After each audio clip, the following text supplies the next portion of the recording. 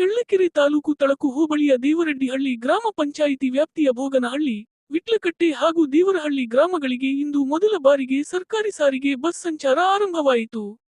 ದೀರ್ಘಕಾಲದ ಬೇಡಿಕೆ ಈಡೇರಿದ ಹಿನ್ನೆಲೆಯಲ್ಲಿ ಗ್ರಾಮಸ್ಥರು ಬಸ್ಗೆ ವಿಶೇಷ ಪೂಜೆ ಸಲ್ಲಿಸಿ, ಹೂಮಾಲೆ ಹಾಕಿ ಸಂಭ್ರಮದಿಂದ ಸ್ವಾಗತಿಸಿದರು.